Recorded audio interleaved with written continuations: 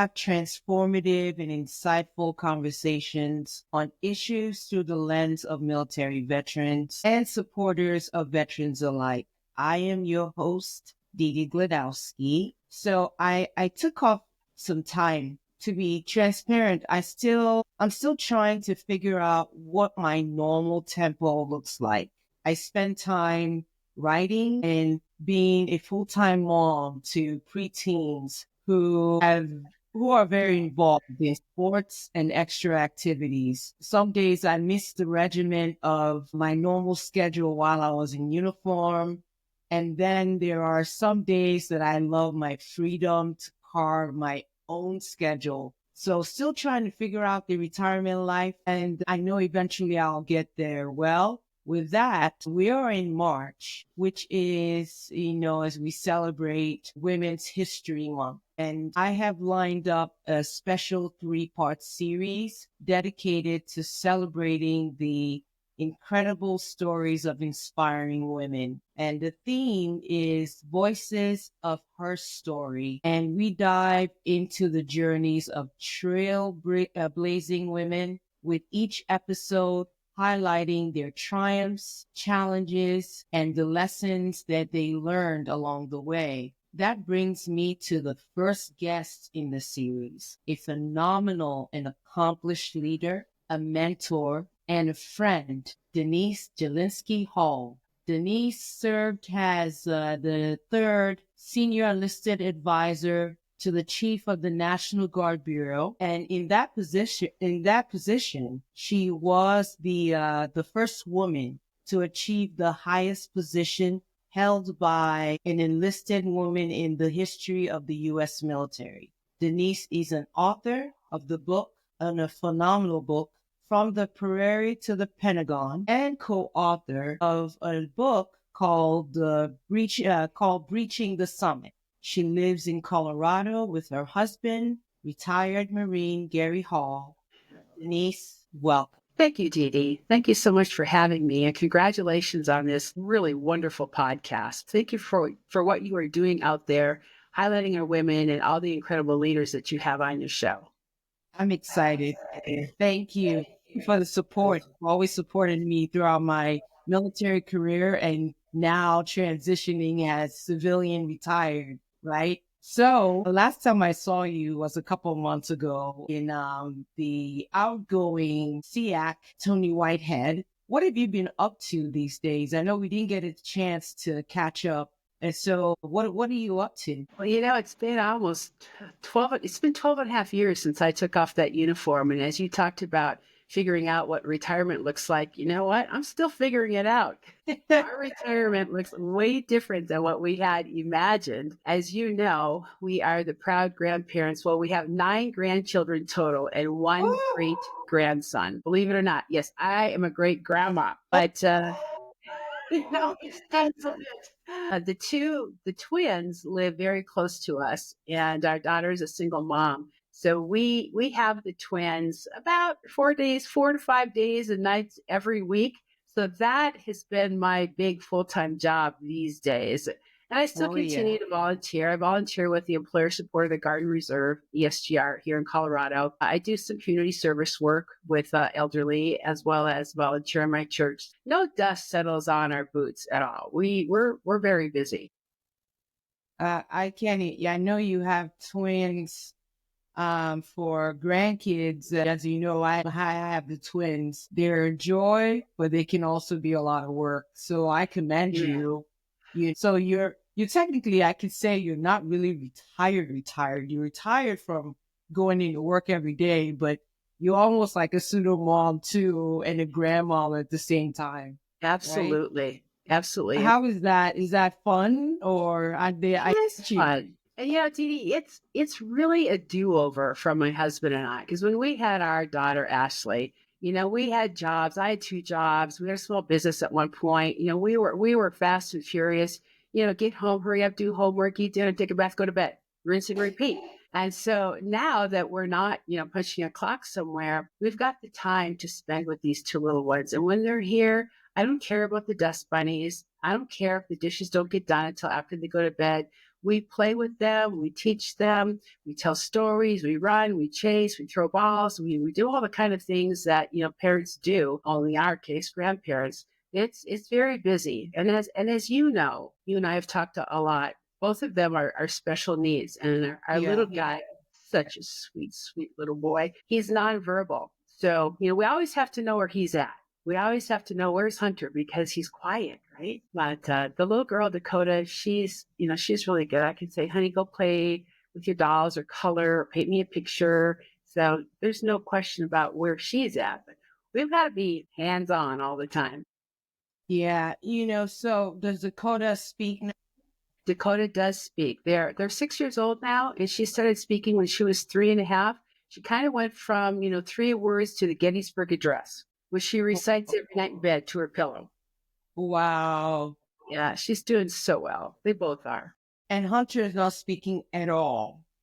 Now he makes sounds, he laughs and he giggles, and he lets us know when he doesn't like something, but he does not have any words. He uses a tablet, which is loaded with a lot of different like icons or apps, if you will. And so he can actually press, I want to drink juice or I want to play ball. So he communicates very effectively, or he just takes us by the hand and he'll take us to what he wants to do. So I can imagine, how has that journey affected you and Gary? Great deal, really. But I got to say up front, there's so much joy and we are so blessed. This is truly, we feel this strongly, the will of our God, our Father. This is his will for Gary and I. He put us in this place by our daughter and with the time and the resources to be able to take care of these two children. Okay, so, what's the hard part? Well, the hard part is we don't get to go on cruises or vacation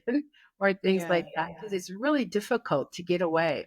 It's hard to find daycare providers that could, be there overnight or get them on the bus or get them from school when there's two of them and both being special needs. So we feel that when our time in the military, when we got to travel overseas to different countries, different states, that probably was our time. And I think that's why we both got to do a great deal of it in our previous life, knowing full well that our current life limits us a great deal to be able to travel and do some of those type of fun things that we envision doing in retirement.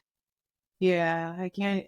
Yeah, and I mean, Ashley's lucky to have you guys as parents, Thank you. How is she doing? She's doing great. She's finding her own way. She's living in Colorado Springs. She works in law enforcement. And she's a really great mom. She loves her kids so much. She wishes she has more time with them. But that's just kind of the nature of the beast when you're working, right? So she's doing that thing that we did when she was little. She's going to work. She's trying to do laundry. She's trying to feed the kids, take care of them, play with them, all things, and as you worked when you had two little ones. It's a juggle. It's a juggle. But men and women do it all day long, every day. And, sometimes it's hard and sometimes it's easy. And that's just how life is. But it's a blessing. Yeah. They're blessings, I can't, again, you have them as grandparents. It's very different having them as parents. Like I tell the story of when I had the twins. We were still in the military structure, only 6 weeks of maternity leave that we were given. And I remember dropping them off in daycare for the first time, barely weighed like 5 pounds. They were 4 pounds and some change coming out of the NICU. I was like so devastated. I remember bawling in the parking lot for like 30 minutes. I was still trying to gather myself together. I was not ready. I contemplated just getting out completely, but then I'm like, okay, I remembered my dad saying, never make a final decision when you're really happy, when you're really sad, or, when you're going through that height of whatever emotion you're going through. So I had to take a deep breath, but I commend you. That was a really challenging time for you, with, two preemie babies that, like you said, barely 5 pounds, you're dropping them at daycare. Yeah. That's very emotional as well. I mean, it is. I get it. Our Yeah. daughter had a crisis when she was born too. At 5 days, she's in the hospital. We thought we might lose her as well. So then to hand that child over to daycare and you punch the clock and go to work, right? It's tough. You just have to trust in your higher power that they're going to be okay and well cared for and see them at the end of the day. Yeah. Especially when we have that mantra of service before self, and you're just thinking to yourself, you're like, how honest am I? I'm really not doing service before self right now because my mind was not anywhere near And what I was supposed to that's do. okay. That's okay. It kind of ebbs and flows a little bit, right? Yeah, I It's agree. okay. I You're a mom. agree. So I wanted to start with your book, right? And so I'm starting with the first one. Now, this book, as you know, when I was in uniform, I took every opportunity I had to buy this book out and hand it out to some airmen that I felt like would really benefit from reading the book. I feel like anyone should read this book, whether you're in the military or not. It's a great book, and especially now in the month of women, right? From the Prairie to the Pentagon. Okay, so I was honored to not only read the book, but you gave me an advanced copy of the manuscript, I remember, and I wrote a review. It's a great read, a relatable memoir that I feel offers a heartfelt glimpse into the experience of veterans, making it especially resonant for those who have to navigate similar paths and those women out there thinking about joining the military service. Some of the highs and lows of what women deal with in the service. Wow, I could tell you some of it were intense. Some of those chapters. What made you join the Air Force as opposed to other branches and ultimately joining the Air National and going into the Air National? Well, thank you for that, Didi. I appreciate your kind words. It was never my intent to join the Air Force or the military. My father served in the Korean War, came back, got about the business of life, and got married, started a family. He was a Minnesota Army National Guardsman, but he never talked to the children, his 6 children, about joining the military. He was that tough old first sergeant, spit tax for breakfast. You don't question him. His 6 children, he barked orders and we saluted and we carried it out. Boom. So, it was never a conversation with him. And I worked in a bank and this was back when people used to come in and cash their checks and deposit their checks, right? So I got to know a lot of people in our small little sleepy town. One of them was a soldier in the Minnesota Army National Guard. Joyce Madsen. She walked in one day, and I'd been there now for 5 years. She walked in one day and she said, Denise, I see so much more potential in you than this. Why don't you join the Air Force and get out of this town? And I just was like, what? It was And that she was big. Army, right? She was Army Guard. Yep. But She she was was Army Guard. telling you to go to the Air Force. Exactly. And Interesting. that's probably why I went to the Air Force, because she literally drove me 30 miles to the neighboring big town to take my ASVAB and talk to a recruiter. And I'll tell you, he was on his game that day. I bought everything he was selling, hook, line, and sinker, in a good way, because he talked about serving my country. He talked about learning a new job. He talked about earning a salary and pay benefits, right? Travel, education. And growing up as a blue collar family with 6 children, there wasn't money to go to college. And we grew up that if you didn't have the money, you didn't go, or you didn't buy things because you didn't have the money. You paid cash. So there wasn't any funds to go to college. And so when he told me about, being able to go to college and traveling and seeing the world, and when he talked about air traffic control, my eyes got like saucers, right? And I went back to the bank. I resigned my position, sold my car, sold my furniture, put my stuff some of my stuff in mom and dad's attic. And 6 weeks later, I was off to the wild blue yonder. One of the very best decisions I ever made in my entire life. I joined for opportunity. That's why I joined. But very quickly, the desire to serve my country, and to be a good airman in the United States Air Force was embedded deep in my soul very, very fast. That did not take long. But I really did. I couldn't see any opportunity within my hometown or outside of it. I just wasn't exposed to things like this, right? So Joyce did me a solid, if you will. And Yeah, she and I are still in touch to this day. really. She retired. She crossed over into the Air Guard, retired as a senior master sergeant. I'm very, very proud of her. But it was good. And so then the transition to the Air National Guard was not something that I saw either. But I went home after this big air show at Offutt. I went home to Minnesota and I met a Marine there. So into the Marine, right? And I'll tell you though, he asked me out 5 times and I kept saying, no, no, no, thank you. No, thank you. What, No, thank you. wearing suckers into amazing uniform? I mean, those Marines look good in uniform. He didn't have on his uniform at that time. So eventually, I agreed to meet him. And, 5 dates later in 3 weeks, we were engaged to be married. And you know how that works, right? Yeah. You got infantry and you've got air traffic control, Marine Corps, Air Force, never the twain shall meet. So we really knew full and well that if we were going to have a successful marriage, we actually needed to be in the same location, stationed together. And that probably wasn't going to happen with both of us being active duty. So I transferred, I was chased into the Air National Guard. And that was kind of a tough decision for me because I really loved the Air Force. I did. But I knew that, the Air National Guard needed good people too. And so I made that transition. And in the end, kind of worked out for me. So it was good. So you knew your why, like from the onset when you were being introduced and said, I'm coming to the air, you knew your why right away. And how did, because I think Gary's an officer, you're enlisted. How did that play out?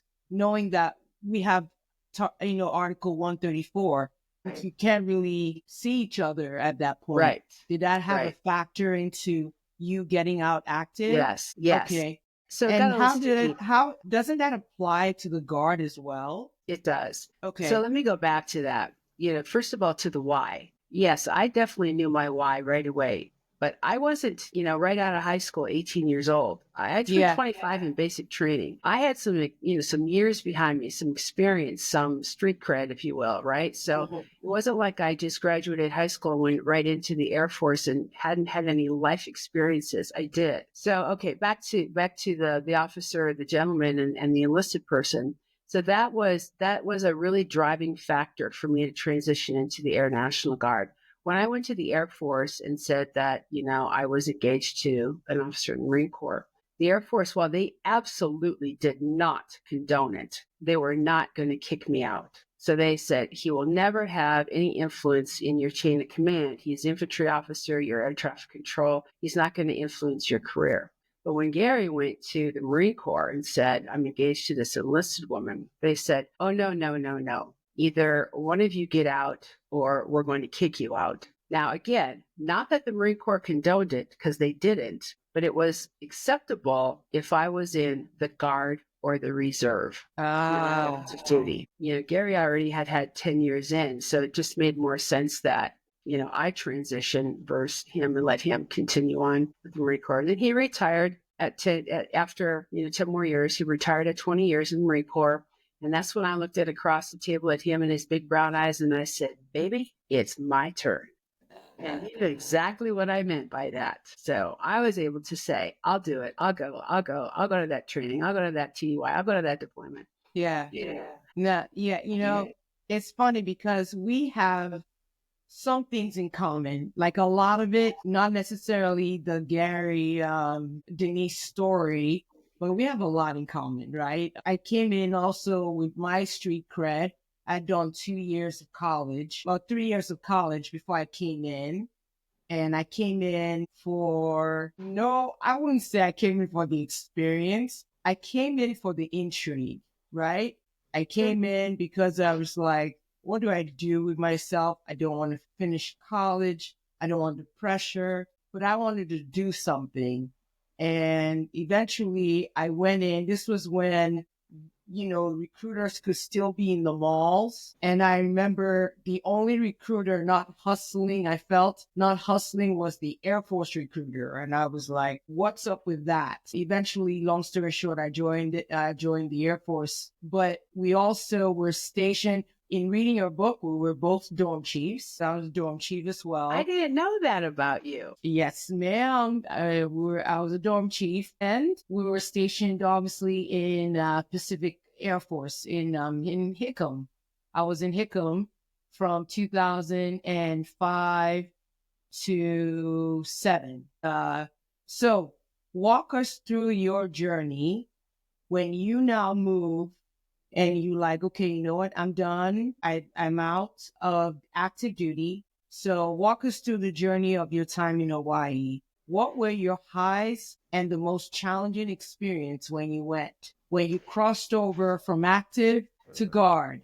What did it feel like to you? That really started in California. I spent 3 years in the California Air National Guard Oh, in a combat okay. comm unit, right? And they were supposed to be transitioning to air traffic control, but after a year and a half, I realized they were never going to get air traffic control, and I cross-trained into ground radio operations. Took key in the mic, learning Morse code via cassette deck, at home at night, reading do it again. And that was a huge transition because, I'm sure much like you, squared away airmen back when we used to, polish our boots, spit shined every day, heavy starch, came in looking sharp. Oh, yeah. I love those days.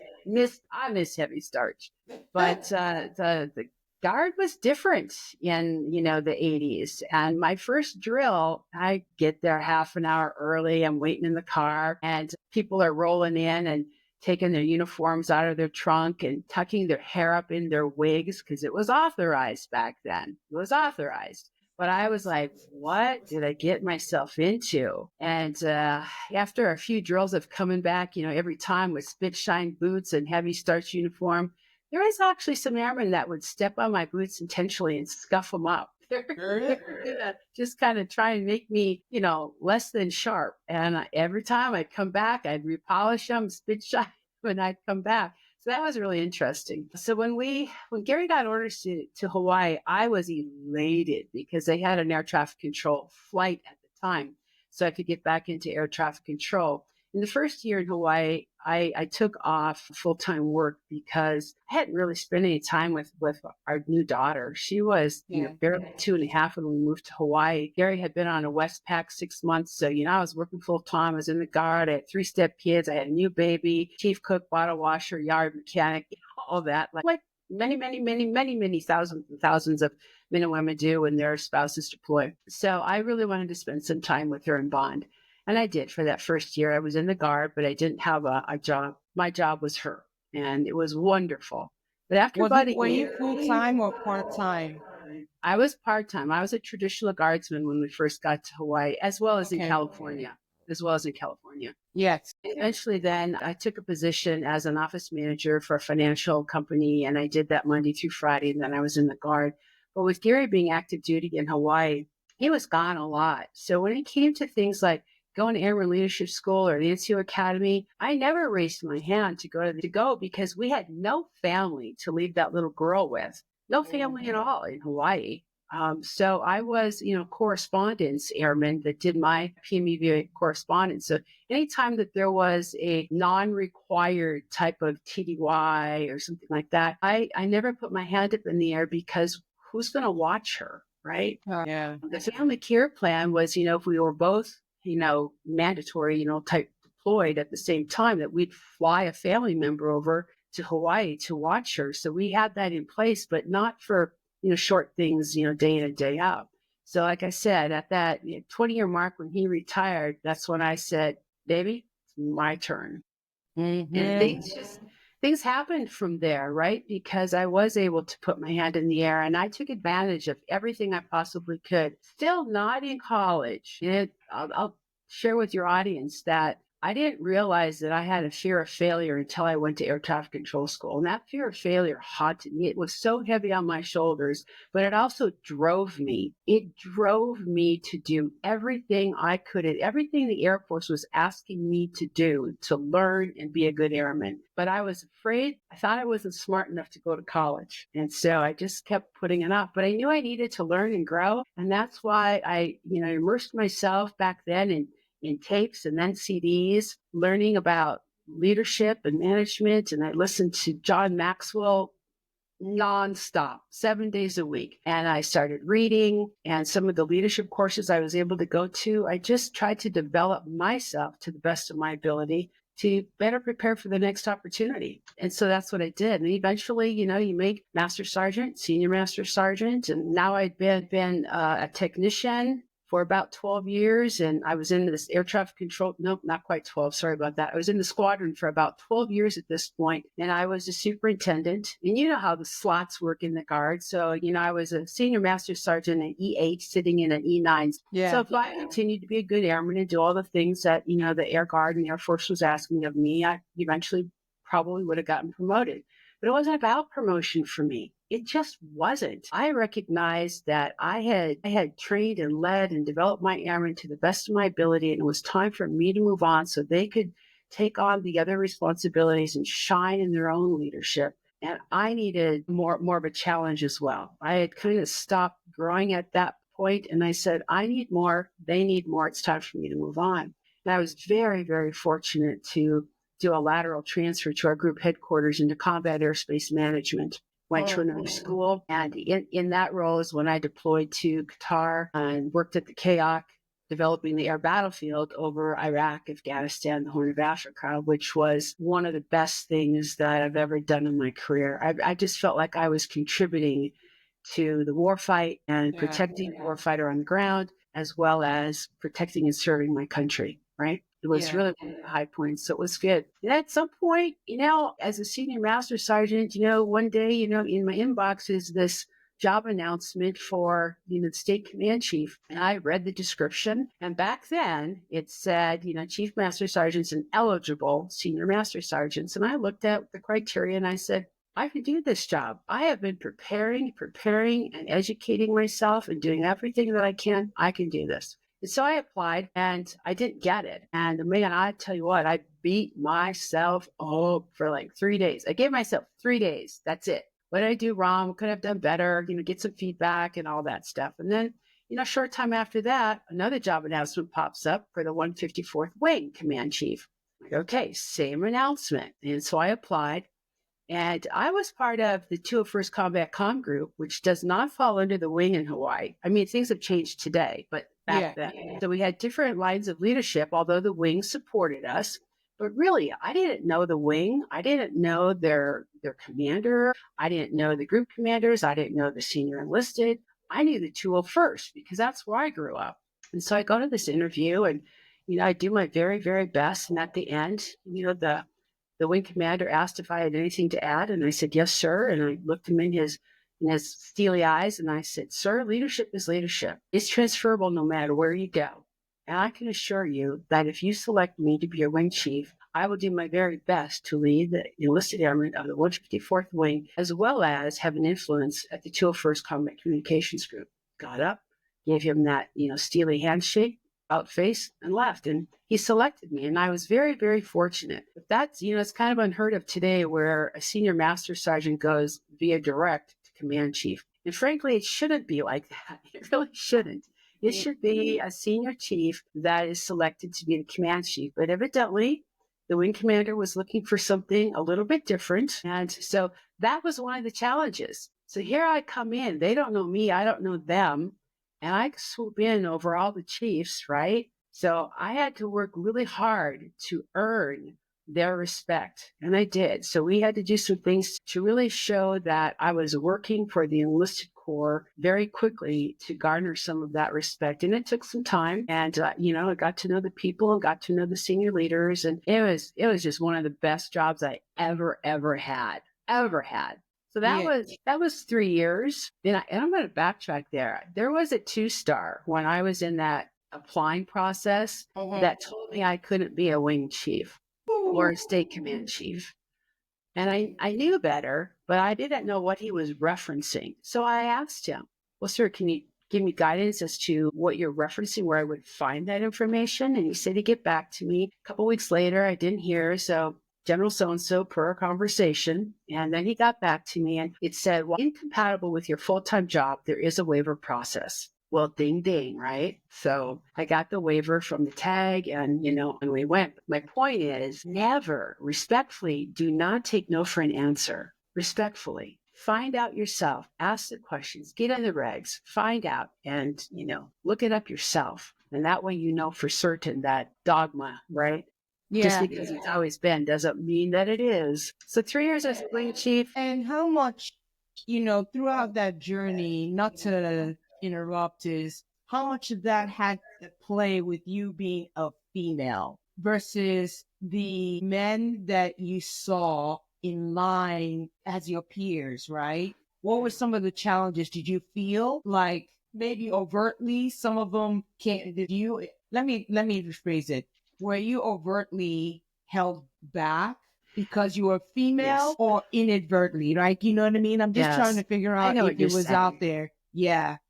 I'll tell you what, you know me, Dee Dee. I'm a pretty strong person. So I tend to not let those things get in my way. But there was a time I was a tech sergeant when we were still on air traffic control flight, and our superintendent, he was looking to select a new chief controller. And I was devastated, frankly, that I wasn't selected. I mean, I showed up for drill every weekend. I did all of my training. I came in squared away, always had my stuff done well ahead of time. And he selected someone that was rarely at drill, could never get his training done on time. And man, I stewed on that. And I actually made an appointment with him during the week, went back to his office, and I wanted to have a conversation about this. And so he appreciated that. He still had made the selection, and that person wasn't in the position very long. And then, I was selected after that. I don't know that it was necessarily a woman thing at that point. I don't. I believe that it was just part of, you and I have talked about this. It was kind of that's how it was back then.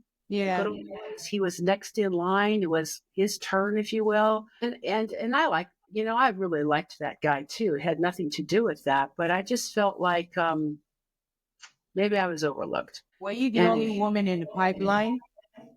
I was. Okay. I was, which, in air traffic control, combat airspace management, it's a heavy, male dominant career field. It really is. But after that, that was really the time that really stood out the most, because I just believe, and I've always believed this, that you stand on your record. You don't play the woman Amen. card. You don't scream discrimination. And I didn't. The superintendent made his decision. You salute smartly and you press on. But I believe that you stand on your record. So I just kept doing things that I was supposed to be doing, going above and beyond, doing things that a lot of people weren't. And then you talk about the tipping points. You got 2 tech sergeants, 2 master sergeants, all things being equal. What's going to put you over the top? What's the tipping point? So a lot of that self-development and personal growth that I was doing later on, it really made a difference. It made a big difference. So, because Exactly. all that's missing from your acronym is the C. So, That's right. Yeah. So the SCA, number 3. Number Okay. 3. Well, so walk us through when you found out that you were going to be picked as number 3. So I had served as the state senior enlisted leader for the adjutant general in Hawaii for about 3 years. And I'm going to backtrack a little bit. When the job announcement came into the inbox for the NGB SCA, I looked at it and I discarded it immediately, because you know what? I've been in Hawaii nearly 20 years, and I grew up with these people, and I had finally, again, coming into the SEL position as an airman, the first airman in the history of the Hawaii National Guard, and as a female, that wasn't necessarily a warm welcome at the time from my Army brothers. So again, it took me a while to garner their respect and show that I was there for the soldiers as well as for the airmen. And it took some time. And when you finally feel like, okay, I'm there, I can rattle off actors just like they can. I can talk Green, I can talk Army, I can go out to the field, I can be there at 4 a.m. and stand in formation with them and things like that, right? To garner that respect. So I was really loving what I was doing, and I loved Hawaii, and I loved the people. So when that came in, I was like, no. But then the current, the sitting senior enlisted advisor calls me and says, hey, Chief Jelinski Hall, we're looking for someone that has the joint Army and experience. And there weren't a lot of us at that time. And I'm like, Sergeant Major, it's clear blue and 82 in Hawaii. Surf's up, I'm good. And it kind of ended the conversation, right? I'm good where I'm at. And so time goes by and it comes into my inbox a second time. And I'm like, what? And I assured the tag that I was with him to the end. I'm with you, sir. I'm not going anywhere. I just was not interested in going to the Pentagon. I mean, we had a lot of work to do still in Hawaii. But I was in college at that time, and I wrote her, and the assignment was to write a resume to a job that you think you would like. Well, I'm thinking this is an easy A. I'm going to take that job announcement, write the resume, and get my A and press on, which I did. But when I hit send on that assignment, I thought to myself, I think I could have done that job. Time went on; it had closed, right? And now it's open for a third time. So now those little hairs on the back of my neck are starting to stand up a little bit. And my husband and daughter were always an advocate for me to apply from the very beginning, but I just wasn't there. I always had felt that call. I believe truly that it's been the Holy Spirit that had been guiding me in my career, that I'd pray, what is your will for me? And in the path would reveal itself. I'm supposed to apply for this or apply for that or go this direction. Yeah, and so I'm praying about this now because I just don't feel it. And the tag and I, the Adjutant General for the Hawaii National Guard, Major General Robert Lee, great man, he and I went down to the Philippines to visit our soldiers. They were doing a deployment down in Holo, dangerous part of the Philippines. And on the way back, long flight, I'm sitting in my middle seat, right? And I'm just praying. I'm praying that, Lord, if this is your direction for me, you have to show me in a big way. And I know this is going to sound, especially for the non-believers, a little heebie-jeebie, but it was immediately. This warm wash came over my body and it scared me. I was like, I opened my eyes and I thought, did anybody else feel that?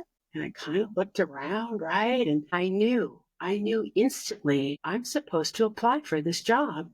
Whether I get or not, but I felt convicted that I was supposed to apply for this job. So I got home, took a day of leave, prayed about it, didn't tell anybody. And when Gary came home that night, I said, I'm going to apply for this position. And then I had to go to the tag the next morning, and he gave me his full support. And I thought there wasn't a snowball's chance in heck, because here I am in Hawaii, almost as far as you can get from the flagpole to the Pentagon. And I know no one at the Pentagon. I hardly know anybody at the Air National Guard Readiness Center, let alone the Army Guard Readiness Center, right? I don't know anybody, and they don't know me. And so that process was really kind of crazy. I got a phone call that I was being considered, and I was at a conference, an Air Guard conference. We were waiting for the director to come in for this luncheon, and I checked my BlackBerry. My appointment wasn't supposed to be for like an hour and a half. And it read this message, my appointment got moved up. My interview got moved up. It was going to be like in 5 minutes. So I'm running down the hall, trying to find my key, calling the guard bureau, saying, I'm in the elevator. I'm almost to my room. Got disconnected from the chief of the National Guard Bureau twice, right? When I'm in my room, and to call back, and they don't know who I am or why I'm calling. It was this dysfunctional interview. It just was. And I thought, there's no way I'm going to be selected for this. But sure enough, I back to Hawaii, and the Hawaii National Guard was participating in this event. It was called Over the Edge Waikiki. It was to raise money for Special Olympics. And it was something that I was not going to attend because, frankly, my plate was full. When I happened to get this email that said, from one of my soldiers, that said, hey, Chief, we saved 5 command spots open, ... unless you're chicken. Wow. My soldier calls me out, clear that deck. I'm going to this thing. Yeah. So I did. And we were told, leave everything in your car, no phones, nothing in your pockets. In the event that when you're, rappelling down the side of 33 stories of the Sheraton Waikiki, that would fall out and hurt people below. So, of course, I left my phone in the car, and I had my keys, which you hand off to someone else. And after it was all done, which was a phenomenal experience, I got back to my car, and as these, youngsters used to say, my phone had blown up. And I'm sitting in the parking lot of the Sheraton Waikiki, listening to all these messages, from the Guard Bureau, from the tag, from the A tag, from my husband, where are you? Call. And I sat there and I was like, oh my gosh, I got the job. I mean, I was just kind of flabbergasted. I really was. Yeah. So the first call was to the chief of the National Guard Bureau, and General McKinley, said, congratulations, I've selected you to be the next senior enlisted advisor. And then he told me to think about it, to go home, talk to Gary, to think about it. And I said, No, sir. You don't put your name in the hat and apply for a position like this and then go home and Yeah, we think thought about it already. that Yeah. decision was made. And Mhm. so I graciously accepted. Then it was, it was a whirlwind. It was a whirlwind trying to sell a house in Hawaii, trying to move and, all those things. Keystone was thrown in that right after, right? There was a lot happening very, very quickly, but we arrived. That was during the Snowmageddon year, 2010. We arrived in DC. Yep, I Yeah, remember that. it's all February. over. We've been in Hawaii 20 years. We had no winter clothes whatsoever. None. No coats, nothing. From Hawaii to the cold. Yeah. So it was pretty interesting. But that working in the Pentagon, that there were really two types of people. And you've been in and out of there a few times. You've probably noticed that you've got those people that walk with their head down in the corridors all the time. They don't look up. They don't say good morning. They say nothing. And then you have people that, I think generally like to be there and smile, and they'll nod or say good morning. And I thought, I am never going to be that first person. Never. So I would just mess with people in the Pentagon and be like, good morning. Have a great day. Isn't it beautiful today? What great weather. And they're like, what is wrong with her? I said, I'm never going to be that person that's going to be looking down all the time. I thought it was just one of the high points of my life to have the privilege to walk in and out of that building and serve at the highest level with the incredible men and women from all branches and our civilians. It was just an incredible experience and a great, great honor. Yeah, I agree. I knew very early on in my career that I wanted to get into that building. When I went to Korea and they were like, where do you want? Because you get Korea assignment on active duty and you know what your follow on was going to be. I knew right away. I say that was my first choice. I'm like, I want to go to the Pentagon. I want to see this building that everyone's been talking about. I want to know what it's like. And I will never forget my first day in the building. It was so overwhelming, but it was so, I was so humbled to be in that space. And like you, I was grinning from ear to ear. I'm like, good morning. Good morning. I had maybe 1 in 5 people answer me back. The others were just like, zoop. It was just this busy city. It Was a was. military city. I was like, this was so, and I'm like, how am I going to survive? And I walked in there, and when you would see literally 1 stars, 2 stars in cubicles, they didn't even have their own offices. I was like, wait, they don't all have offices? I mean, I thought it was like the most exciting experience I got. And I remember my mom was like, oh yeah, my daughter works in the Pentagon. And I would tell her, Mom, no, trust me, it's not the way you think it. I don't have an office. I barely have a space to sit down on. And I am like a small fish in a big pond. And she's like, but no, you know what? My daughter works in the Pentagon. I said, yeah, I Well, guess. she was so proud of No, I you. was like, pretty cool. She was so I work in the proud. Pentagon. Right. And I went back to the Pentagon 3 more times, So that became I my got home. lost in there one time. I don't mean lost. We had this big snowstorm, and only essential personnel were supposed to be there. And of course, if the chief's going to be there, I'm going to be there. Yeah. So I went in, and I'm just, it's very quiet because hardly nobody's around, essential personnel only. And so I'm just working, doing things. And that's probably, No one I don't around know, in the Pentagon, you mean? Did you say no one around in the Pentagon? Yeah, because Really? we had this big snowstorm, and Oh, only okay, you're in a essential snowstorm. personnel, Got right, it. we're supposed to be there. And now it's kind of late. It's like 6:30, 7 o'clock at night, and I'm thinking, well, I guess I probably ought to, go home. And the only exit I knew was closed. The only exit I knew was closed. And nobody was around. Imagine that. And you've been there how many times, right? So no one in the corridors, no one walking around. And here I am. How am I going to get out of this building? Because it is locked up. And Yeah. I'm kind of like, oh my gosh, which way do I turn? So I just start walking down the corridor I know, right? And finally I see someone cross. It's like a T, right? They crossed. And so I hollered, hey, and they stopped. And I said, I'm so embarrassed. But I said, I don't know how to get out of this building. My exit is closed. So he was kind and gracious and walked me out to a door. And then I said, now can you point me in the direction of which parking lot? I'm in South Parking. Did you draw? I drove, right? So he had to show me how to even get to my car. And it was just, oh my gosh. But think about that, right? 25,000 people in this huge building. Now nobody's around and you can't get out. That's how during COVID time frame, it was eerie. I was like, what is this? It was so quiet and empty. I was like, oh my goodness. Yeah, but no, I did not get locked up. I knew my way around the exits. I knew I my way quickly around the learned a exits. second exit, trust me. So obviously, you know how that feeling is. And for a lot of the people listening, I always, when I talk about you to people that I used to mentor, I would say, did you know that she was almost SimSat?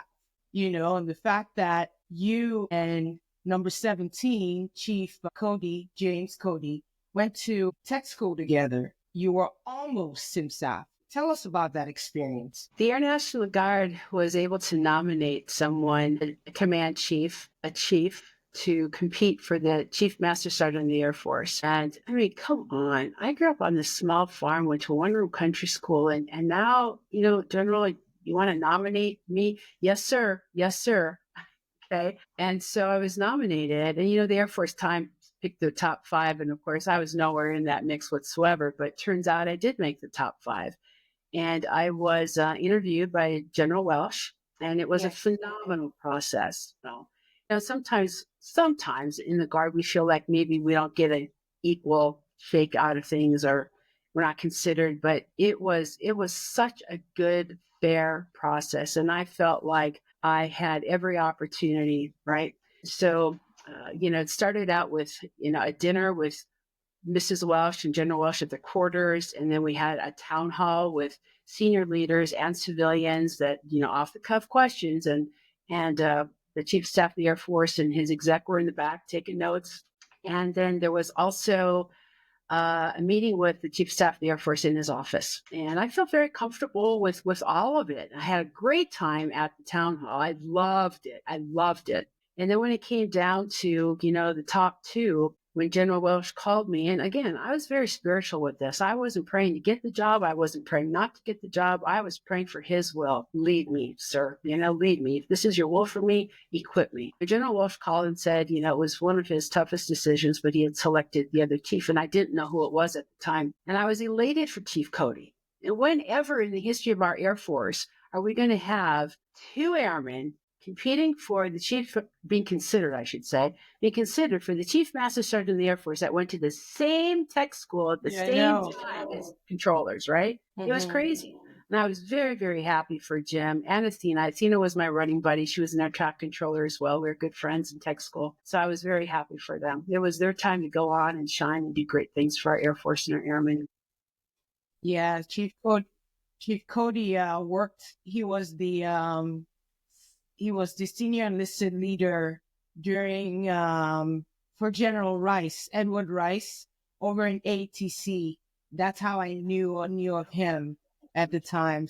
Yeah, I still always. But did they tell you why? And I mean, I know, and was that the beginning of the conversation as to, okay, how do we get our guardsmen ready for those active duty roles when they come open? Because a lot of the conversation was that maybe some of it where we were not really ready to take on that kind of role yet, because we were still so focused on just the guardrails, if you will, of National Guard business. I don't know if there's conversation like that today. There wasn't conversation once Chief Cody was selected and I wasn't. And I feel like that I was about as prepared as I could be for a position like that, especially after having served as the SEA at the Bureau, working hand in glove with the other senior enlisted advisors and the other services. I felt like I could have done a very, very good job for our Air Force. Okay. But here we have the SEA, which is an equivalent position to the Chief Master Sergeant of the Air Force. So Yeah. going forward, I'm not sure that that door will continue to be open for the National Guard because we have the opportunity within our own National Guard to serve at that highest level. That position is recognized equally with the service senior enlisted advisors. That has been a change over the last Oh, years yeah. and it's finally come to fruition that it has its own insignia. It gets paid the same as the senior enlisted advisors with the other services. It has its own quarters. It took a long time to get there. It took a long time to get there. So going forward, I don't know what the conversation is and the discussion is whether or not Air National Guard chiefs, command chiefs are going to have that opportunity to be considered for the Chief Master Sergeant of the Air Force because we have our own paths now. Yeah.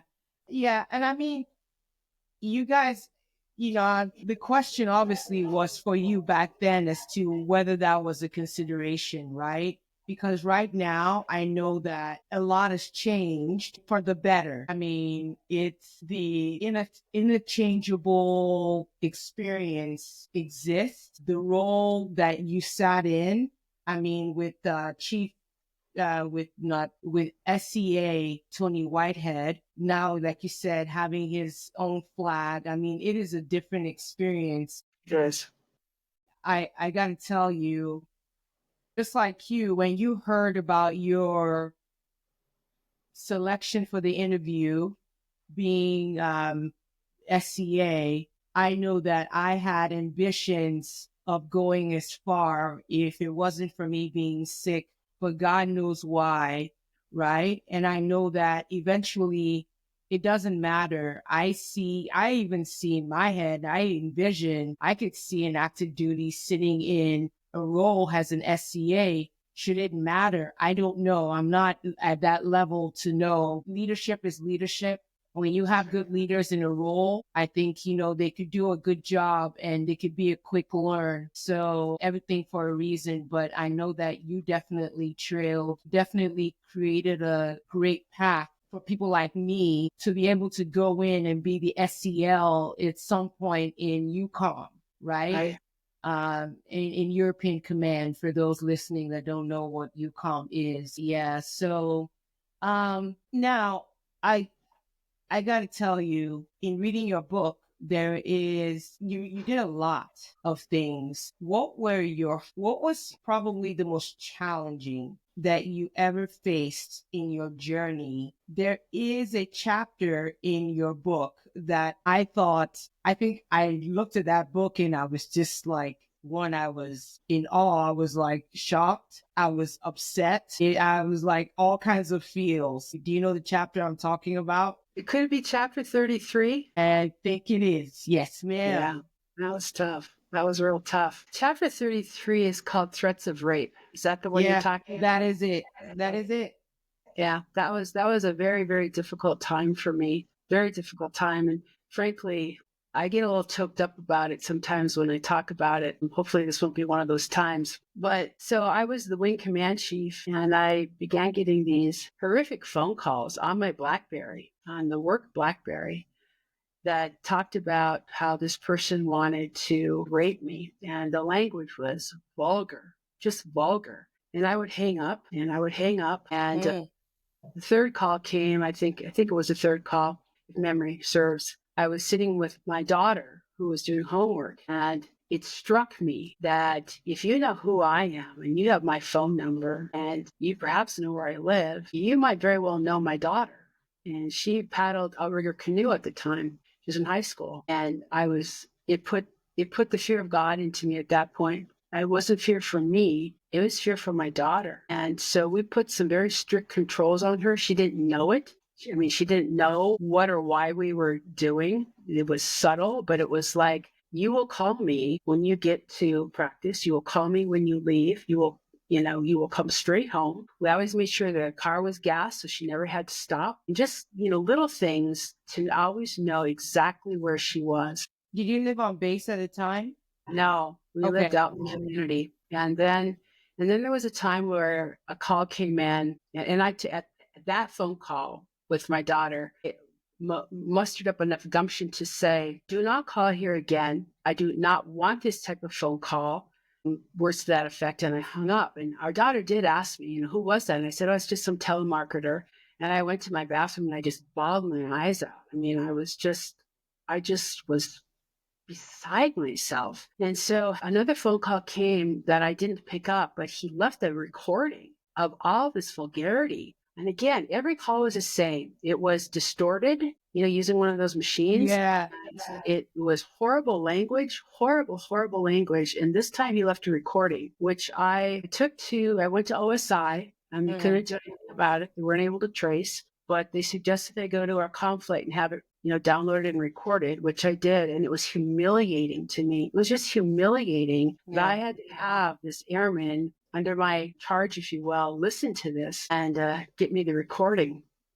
And then I forwarded it to my full-time commander as a technician, and then the wing commander as my drill status job, and told them what had been happening. And that was really the end of it. I had received no more calls after that. And, my radar was up all the time. I watched where I parked. I had keys in my hand. I didn't, for the first 3 calls, I didn't tell my husband. I just kept it to myself. But once that call came and I was with my daughter, then it was like, I can't keep this to myself anymore. And I had to tell him. And he was so angry and scared for both me and our daughter. And it was terrible. It was really. So I'm really sorry that happened to you. That experience must have been, one, just like you said, really scary, and nobody should go through that, I like to think that now we've come a long way in our service, and I'm just surprised that, it stopped when it did. By chance, were you ever Abruptly. interested really quickly in finding out who that person was? Or, you know what I mean? When it stopped I was at the abruptly. time.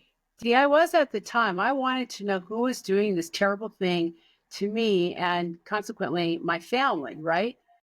And could they be doing it to other airmen for that matter? I mean, I didn't know. No one ever approached me about that. But there was a time when I really wanted to know who it was. Today, it's been a decade. And Yeah. I'd like to say that I've, cried my way through that and dealt with it. And my daughter and I and my husband, we've talked about it several times, obviously, since that happened. We had to talk about it when, I wrote the book. And, I mentored this one airman throughout my career, and she revealed to me not long ago that she finally had the courage to go to the VA and put in a claim about her military sexual trauma. And it broke my heart to learn about a few of the things that had happened to her. And then, we're going back on IM, right? And I had mentioned to her that I never ever reported this officially, like to the VA. I mean, I did to my chain of command, but not to the VA. And now here I had the mentee mentoring me and saying how important it was to go to the VA and report this so that, the Air Force, as like other services, can get more accurate numbers on military sexual trauma. And so, I stewed on that for weeks, and I thought, what would I tell my airmen if the roles were reversed? I would be telling them, please, you must go and report it. You must just report it.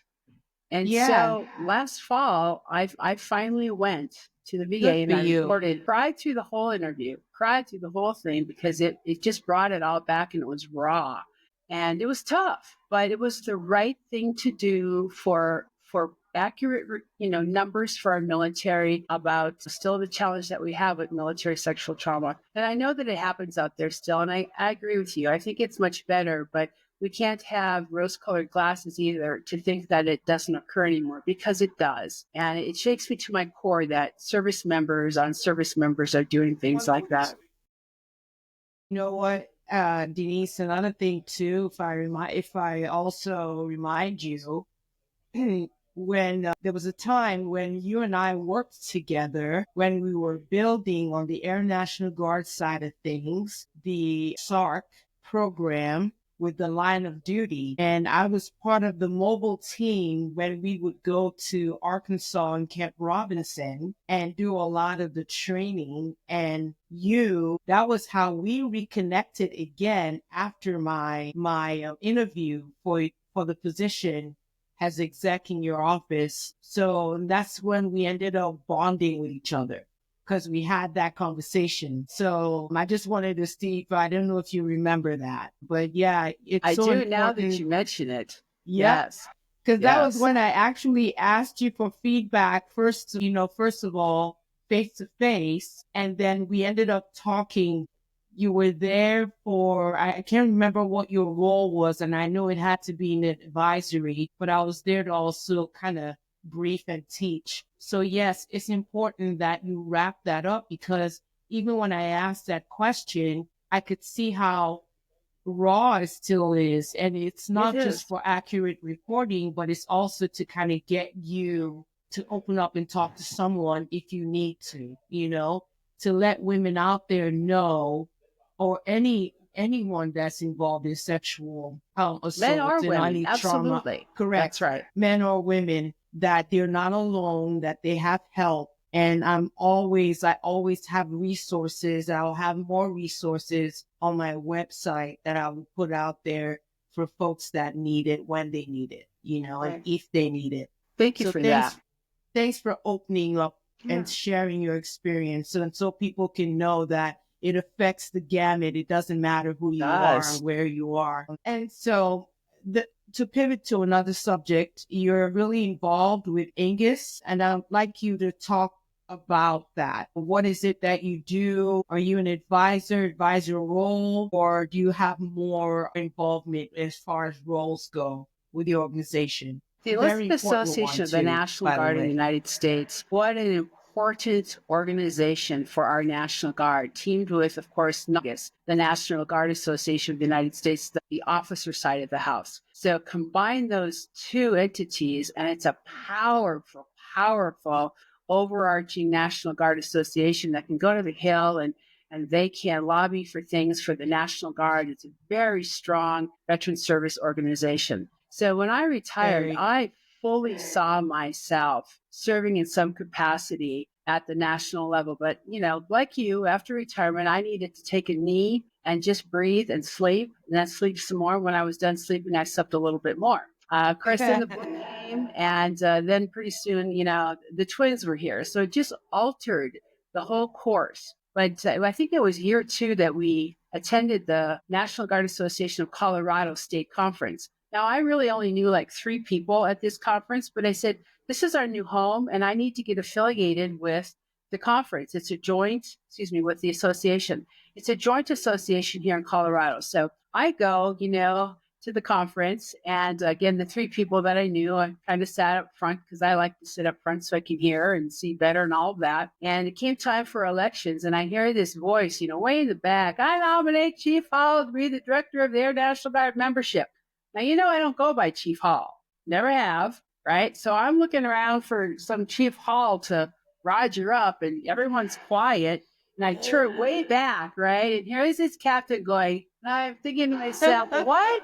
You people don't even know me. I don't know any of you. And of course, I got voted in. And, I took that very seriously. So for the next 2 years, I was out at Buckley. I was at drill weekends. I was talking to chiefs and the senior NCOs and the first sergeants and the rising six, standing in the DFAC line, promoting the military ball and membership. And I took it very, very seriously. I did my job to the best of my ability. And then, so that 2 years was done. And when it came time for more nominations and things like that, I said, I really need to take a step back, because the twins, as we've discussed, both of them being special needs, that's where all of my time and attention was going. Now, I'm still a member, a lifetime member, and I've attended the last several conferences, as I will again this year. But I serve, I attend as a member right now. I don't serve in any capacity, stateside or national level. Now, that doesn't mean that diminishes the importance of these associations at the state level as well as the national level, because they really make a difference. And I would encourage every service member, if it's Army, it's AUSA, if it's Air Force, it's, the NCOs, it's the Chiefs groups, all of those different associations. It's important that you join, because Yeah, those I numbers agree. matter. They matter on the Hill when they go to vote for things. Even at the state level, a governor will say, well, Chief, how many members do you have in, the XX state National Guard? And you say, 12,000. Well, how many members are in your state association? 2,857. What? Well, then how important is it really, right? When you're going to try and fight for benefits if you don't have the numbers in your own association. So very important at the state level to make initiatives that affect state policies like state car registration, state entry into parks, whatever it might be. Those things help a great deal. And then, of course, at the national level, the stronger the states are, the stronger the national level is. Very important organizations. Very I attended powerful. both Nagas and Ingus last year, and I love those national level conferences because it's like old home week, right? You get to see, all the old timers, if you will, all those currently serving, the brand new people coming in for the first time, and get to talk with them and encourage them. It's really, really great associations. Yeah, I agree. Working in LL, in Legislative Liaison Office, very powerful entity, and they listen.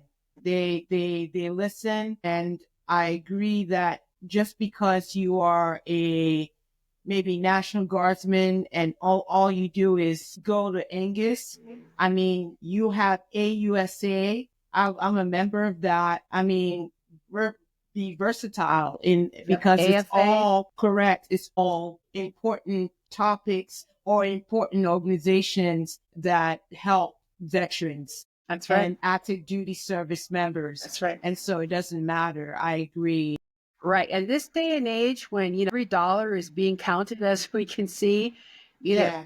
a lot of many times Nagas and Ingus will team up together to go to the Hill and lobby on some type of equipment that the Guard needs. And it really makes a difference when they have that unified front and they go to the Hill and they lobby for training, equipment, the readiness of the force, dollars. Those are so important. And, as the gentleman said the other day, if you're not at the table, you're on the menu. Yeah.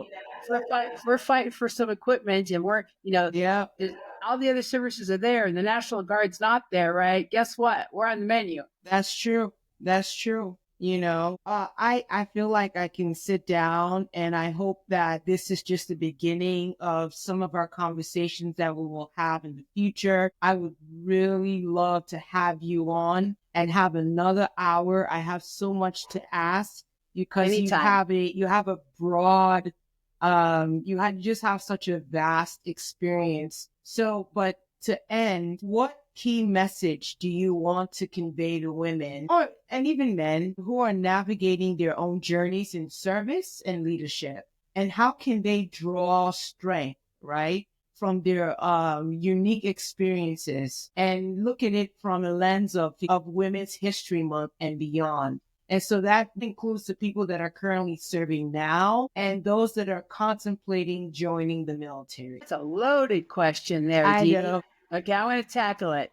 So when I give a message, I do like to speak to, I realize this is Women's History Month and we need to celebrate the accomplishments of our ladies, but equally important is to have a message, a strong message for our men too. So I speak to service members, and any service member that is currently serving, I would tell them, just take advantage of absolutely every opportunity that you have. And they don't always come to your inbox. Sometimes you have to go out and look for them. You have to seek them out. You have to ask leadership. You let them know what you're interested in so that when they see something, they can, so-and-so is interested in this. Let me forward this on. But anything that you want to do or become in our military, the world is your oyster. I mean, it is there for you to accomplish. Things don't always come easy, but when it comes hard and you have to work for it, those things mean even more. Take advantage of the education. That is when somebody asks me, what is the one thing you regret? I have not led a life of regret, but there is something that I would do over. And that would be to have started my education way, way, way younger. I was a 55-year-old grandma before I finally finished that bachelor's degree. And I'm proud of it. Don't get me wrong. I'm very proud of that. But I wish that I had finished my education way earlier in my career. Take advantage of that because you never know when maybe some of those benefits dry up and go away. Take advantage of learning other skills and cross-training into something else because that career broadening experience, even becoming a first sergeant, that career broadening experience is a stepping stone for greater things to come after that. A recruiting, a special duty, any of those kind of things. The stat tour at the Bureau, right? Speaking to National Guard members, all those things that you can do and that are available to you are career broadening opportunities. Promotion will come. Don't chase the stripe.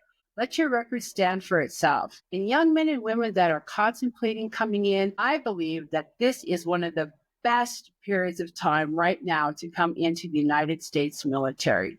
The changes that are happening now, the refocus on our military and bringing it back up to par in all aspects is so exciting to me. The current leadership is very focused on our military men and women, on modernizing our equipment, ensuring that our training is up to par. So at that moment's notice, we can go fly, fight, and win tonight. So as a young person, maybe in high school or just out of high school, now that's a way to pay for some college. It's a way to see some country. It's a way to serve your country and honor the men and women that have gone before us. Very important roles all service members have. I wish that I could start all over again. And there's not a lot I would do different, but I wish I could put that uniform back on and I'd be standing there proud, absolutely proud. Okay, what did I miss out of that loaded question that you asked? Let me see. No, you tackled it, and I look at it this way, right? I know you want to put the uniform on, but we can still serve, even when we're retired. We're part of a family unit that never really goes away, That's right. Whether we're in uniform or off uniform, you're only as involved as you want to when you retire, and you can do it on your own terms, and you can now focus on what it is that where you really want to put your money in. Dee Dee, before I left the DC area, I had an interview at the Women's Memorial. And the final question that she asked me was, what will you miss the most? And my answer was just that quick. And I said, the chance to make a difference. I wasn't sure that I would find that in civilian life, the chance to make a difference. But I continue to speak. I continue to mentor young airmen. This one senior airman that I'm mentoring is at Offutt Air Force Base right now. She just won the Levitou Award. She's just become a student of taking the mentorship and making it her own and putting things into action. And I continue to mentor several people right now. And through the employer support of the Guard and Reserve, I can make a difference there with our service members. And I make a difference at my church. And whenever I talk with someone that says, I got out at 13 or 14 years, I'm like, I'm recruiting. I'm instantly in recruiting mode to get back in and finish it off all the time. Yeah, I mean, we have story to tell. We're storytellers, That's right. You know what I mean? Right. And it doesn't stop. That's right. It doesn't stop at all. That's right. Sure. I had the privilege of working with Veterans United Home Loans for about 8 years. And I was a military advisor with them. And the gratification that it gave me to help explain to our service members that they have this incredible benefit, this VA home loan benefit, where they can buy a home with no money down and low interest and all that goes with that. How many, like 1 out of 5 of our people, don't even know that they have the benefit. And it was so gratifying to make a difference in those service members' lives, to inform them and educate them on this very important benefit. You're right. There are so many different ways that we can give back and volunteer and be involved in different associations and organizations to help veterans and our community at large. Yeah. Well, Denise, thanks so much for being on the podcast. Always grateful for your support, your voice and your expertise. It's one that many value. It's not just me, but I'm sure there's so many out there that you've touched that they value even probably beyond the uniform. I love that you still play a huge part in our leadership development post-retirement. Your experiences shed light on the unique challenges and triumphs that veterans face. And I'll be honest, in particularly women, because you're the first to do a lot of things. So we're very grateful. As we conclude today's episode, I encourage you to stay engaged and open-minded. Remember, true leadership it's about rising above our differences and recognizing the strengths that come from diverse thoughts and experiences. So until next time, stay tuned for part 2 as we continue on the series on the voices